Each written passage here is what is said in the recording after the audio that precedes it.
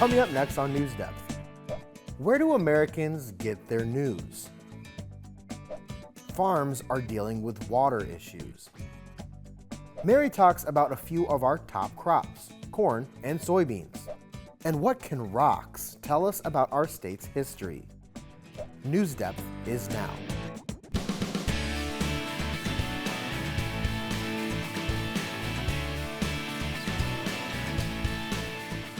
About half of adults in the U.S. say they regularly get their news from social media.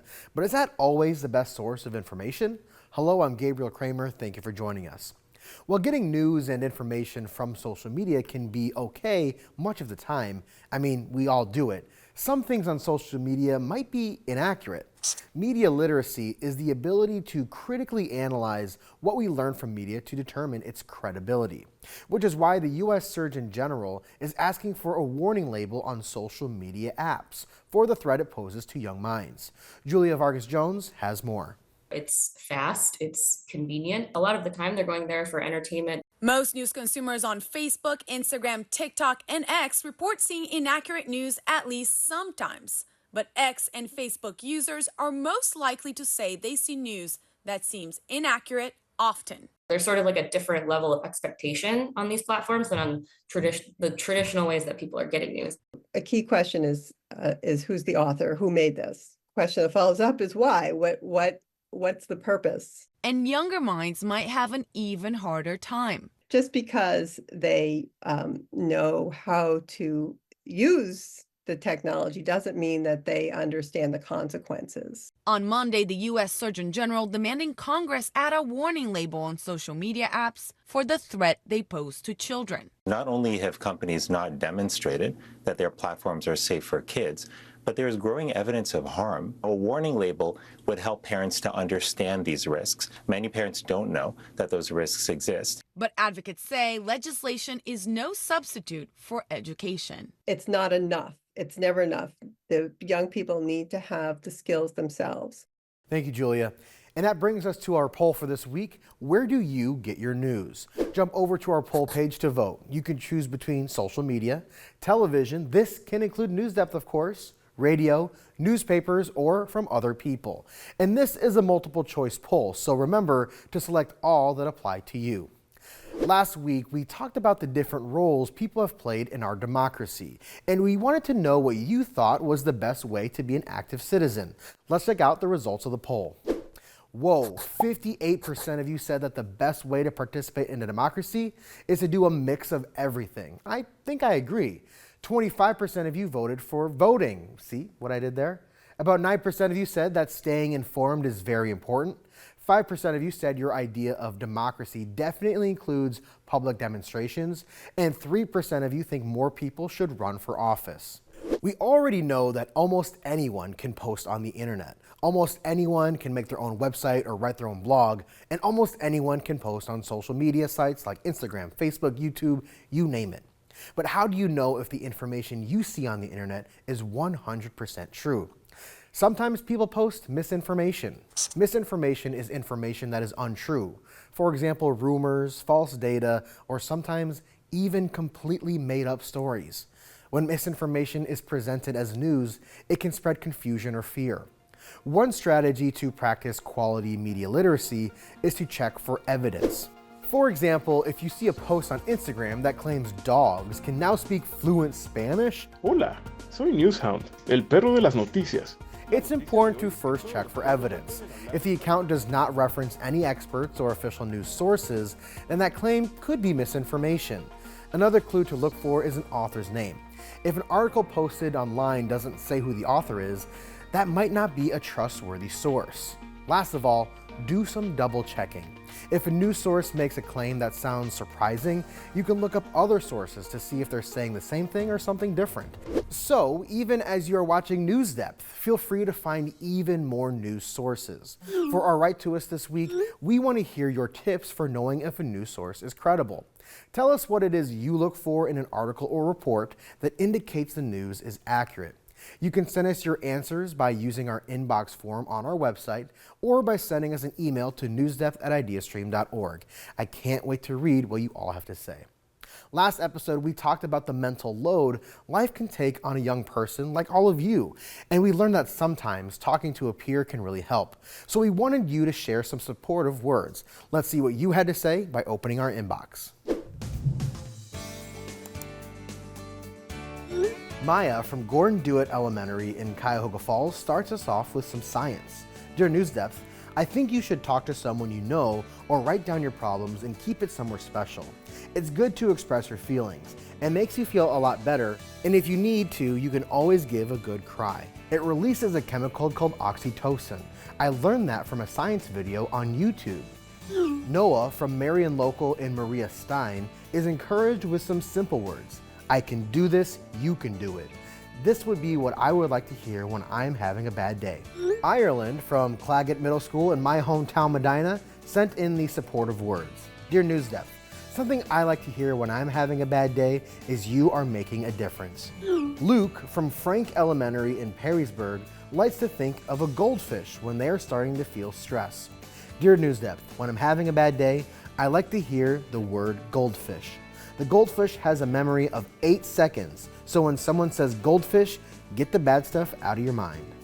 And Orchid from Lee Eaton Intermediate School in Macedonia sent in a hug. Dear NewsDepth, when I'm sad or mad, I like to have a hug. I don't like it when someone just says it's okay because it's practically useless, but it just feels better to have a hug. Hope you guys at NewsDepth have a great day. Back at you, Orchid.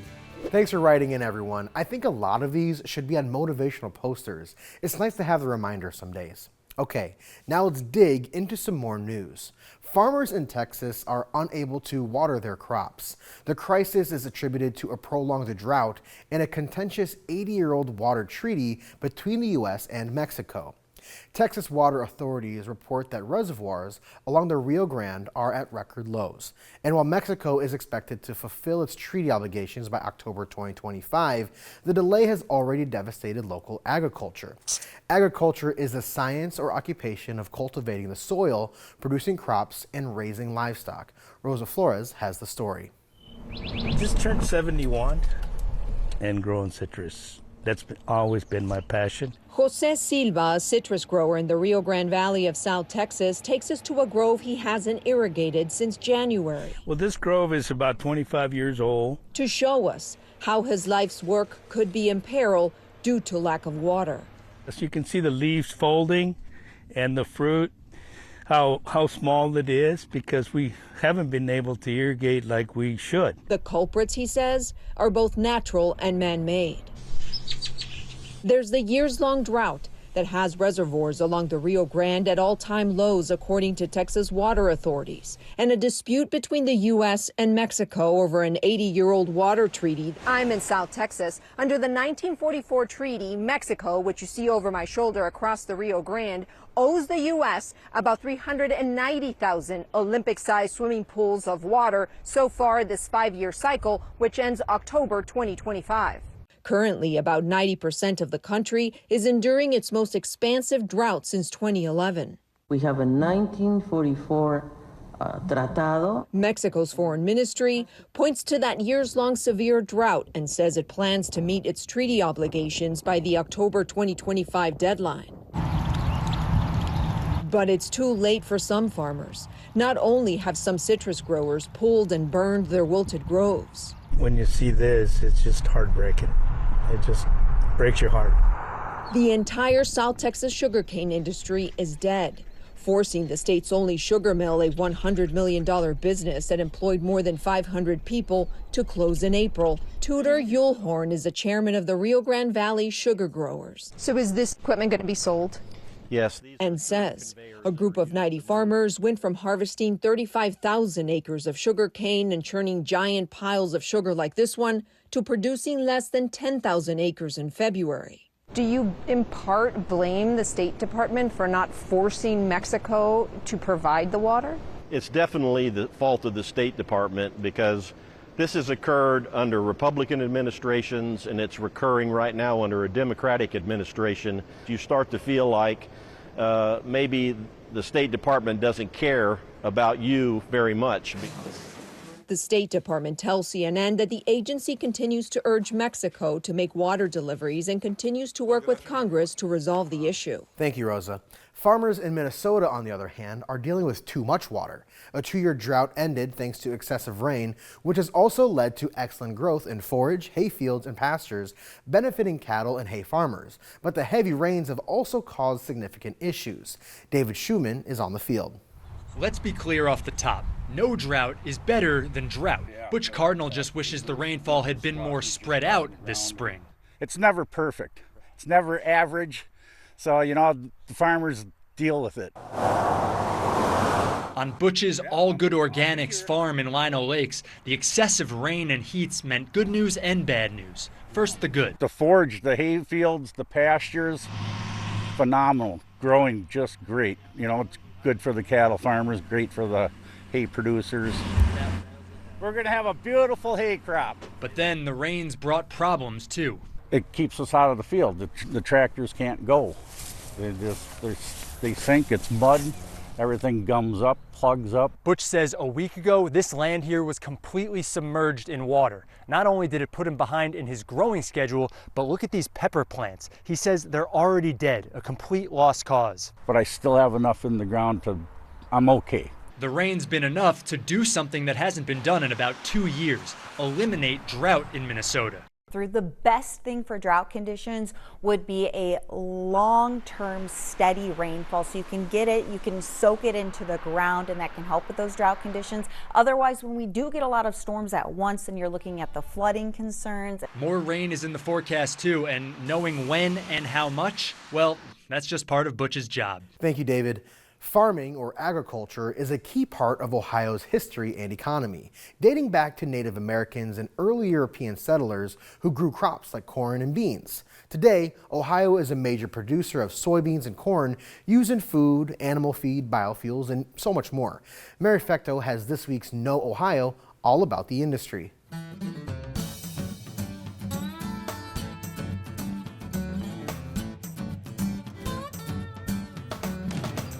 Boy, is anyone else hungry?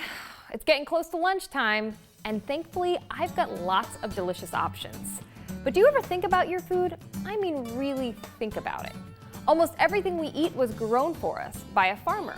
And it's not just our food. Sometimes farmers had a hand in the clothes on our back and the fuel in our tanks. Maybe some of you live on or near a farm. That wouldn't be too surprising, because guess what Ohio's #1 industry is? I hope you guessed farming, because it's farming. But when we talk about farming as an industry, we tend to call it agriculture.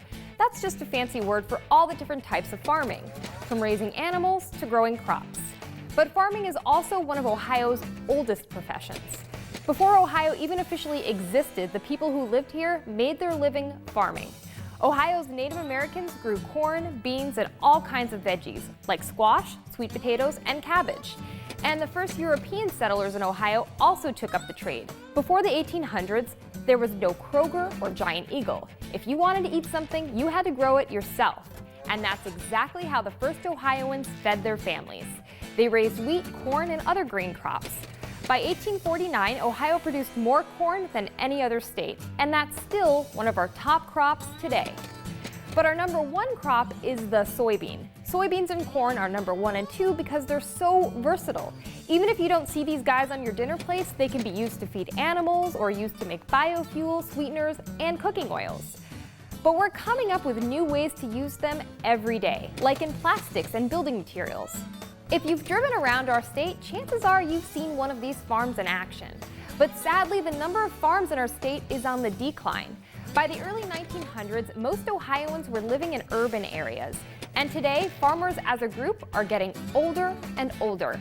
Most farm owners in Ohio are over 65 years old, and younger generations aren't embracing this way of life. That's bad news for us, because without farms, we have no local food source. Because this way of life is slowly fading, the Ohio Department of Agriculture started honoring farms that have continued to operate. The Century Farm Program is meant to recognize the many contributions of family farms that have been around for over 100 years. And we can do our part too. A great way to support Ohio farmers is to head to a farmer's market. There you can meet the farmers that grow your fruits and veggies. and buy food directly from them. My favorite thing to buy from my local farmers market is Ohio's official state fruit, the tomato. Sometimes it's fun for city folk like me to talk to farmers at the farmers market and maybe get some tips for my own sad, suffering garden. It's a good thing Ohioans today don't need to grow their own food like they did hundreds of years ago. With my black thumb of death, I'd probably starve. Speaking of lunchtime. Thank you, Mary. A Wisconsin dairy farmer is using social media to help out other farms. With more than 4 million views on TikTok, he's showing others how his small dairy farm is milking it in the modern age. Dan Hagan has the scoop. Hey there, TikTok! Dairy farmer Aaron Ninnemann's TikTok following is growing, including this video with more than 4 million views. This cow here is wandering in to milk herself. You can see she came in at her own leisurely pace. It all started when he was looking to modernize the farm a few years ago, but he couldn't find anything for small dairies like his. The reason I started putting it all on TikTok was to give other small farmers, 60, 120, 180 cow guys, an option that, you can do something like this without spending millions of dollars. Ninnemann Enterprises Incorporated in Wausau retrofitted a barn using Lely milking robots, an investment that is paying off. We are currently milking 134 cows with our Lely A5 robots. The robots don't end there. Aaron uses another Lely machine. He calls it a Moomba, since it moves on its own, pushing feed closer to the cows. So every hour on the hour it runs through to get rid of the task of going through 4 times a day with a broom or something like that. So this keeps the feed up close to the cows so they can continue eating.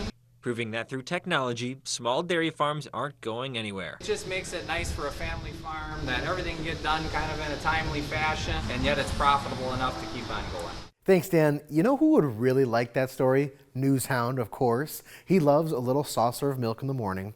Let's check in to see if he has this week's petting zoo ready for us.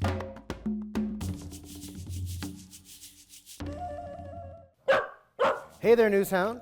Well, there he is, drinking his milk. Okay, we'll let you finish your bowl before we put you to work. All right, so what did you find for us this week? Oh, it's a story about a runaway emu. To see how this bird finally made it back home, you can check out the full story on YouTube and on our website. I'm really digging that milk mustache, Newshound. Thanks again. Well, I hope you don't mind getting a little dirty, because our next few stories are about just that. A newly discovered dinosaur named Photna is capturing attention due to its unique burrowing behavior. Burrowing is when an animal makes a hole or tunnel underground. Scientists believe that this 7-foot-long herbivore used its robust hind legs and unusually large feet for digging. This discovery is significant as it provides insights into the evolution of dinosaurs. Eric Miller digs in. It's a scene out of another world. This 7-foot-long burrow-dwelling plant-eater climbing out of the earth. That burrowing is what scientists like Haviv Avrahami argue makes this dinosaur, Photna herzoge, so unique. Incredibly rare. It's only been identified as a behavior in one other closely related species. Avrahami, a PhD student at NC State and first author of the paper describing Photna, says they're confident it was a burrower for a number of reasons, including the shape of its bones, especially its robust hind legs. And its feet are also freakishly large for the rest of the size of its body and would have helped it kick bucket loads of dirt out of its home. While the dinosaur might be from Utah, the name pays tribute to Avrahami's roots half a world away, a legend from the Chamorro people of Guam in the Western Pacific. And then when Photna died, she threw herself into the earth and herself became fossilized. And from her petrified body sprang forth new life in the form of Chamorro people. Avrahami says there's plenty more to learn from this little dinosaur. Photna is part of a group of dinosaurs that we know almost nothing about. This find helping write the history of Photna's descendants, including one of the most famous North Carolina dinosaurs, Thescelosaurus. Thescelosaurus lived alongside the Tyrannosaur downstairs and the Triceratops. And so now that we know Photna lived 35 million years before it, we can kind of fill in the gaps in the evolution of these really cryptic animals. Thank you for the report, Eric. Even the smallest pebble can teach us a big lesson. In today's Spot on Science, Margaret Cavalier interviews Kevin McGee, president of the Cleveland Geological Society, to talk about the rocks that can be found in Ohio and what they teach us about Ohio's history. Geology, by the way, is the science that studies Earth's physical structure. Okay, take it away, Margaret.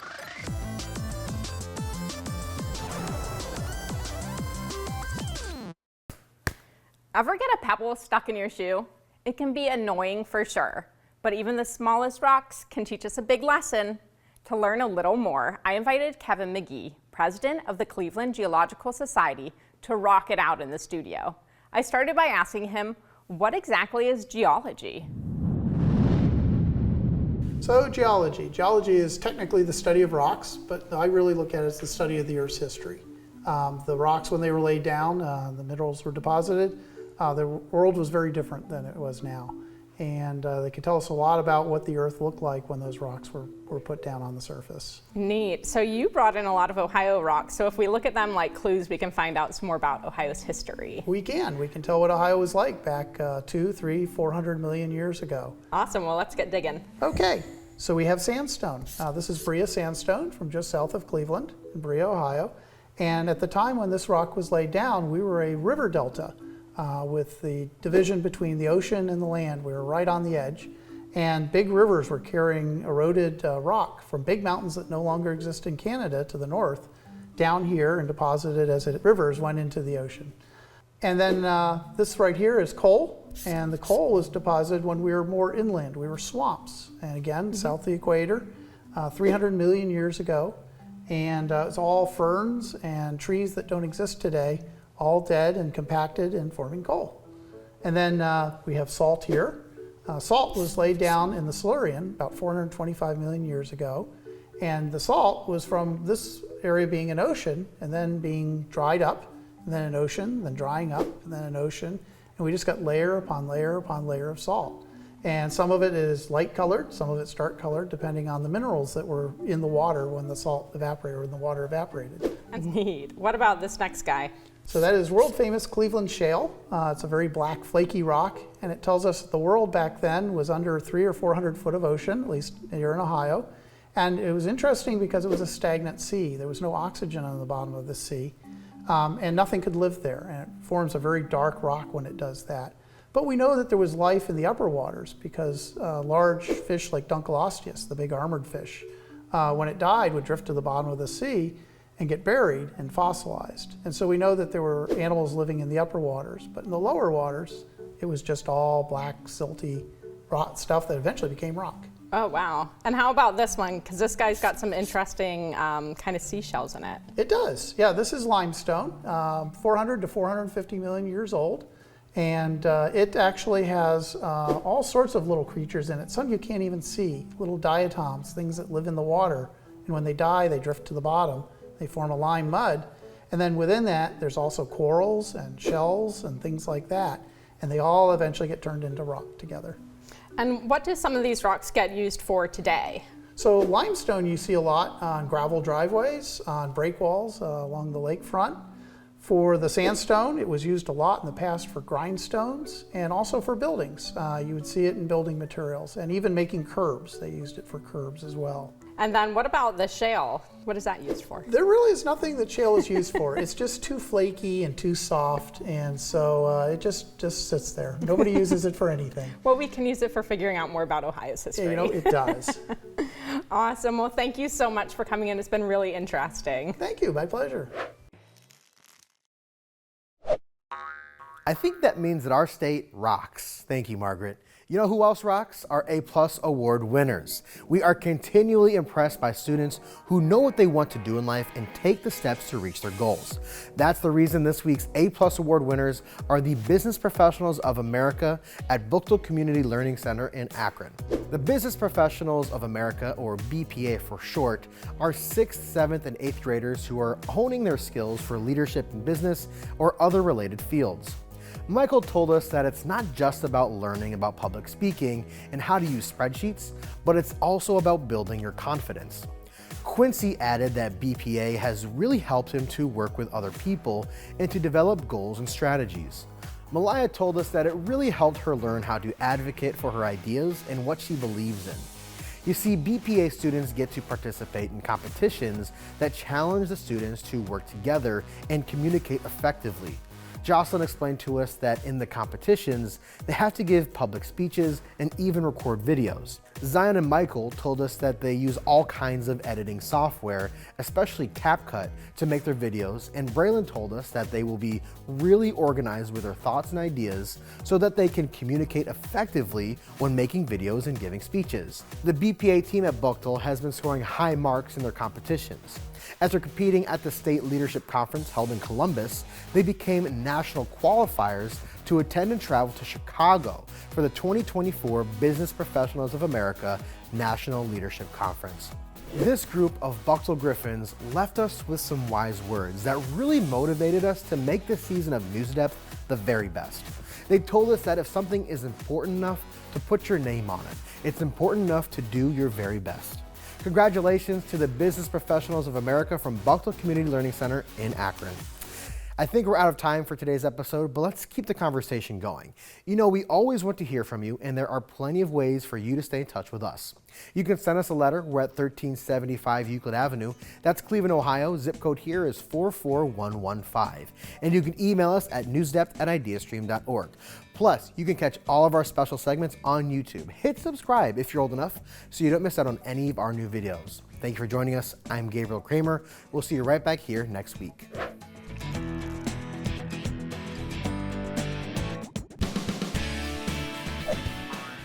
NewsDepth is made possible by a grant from the Martha Holden Jennings Foundation.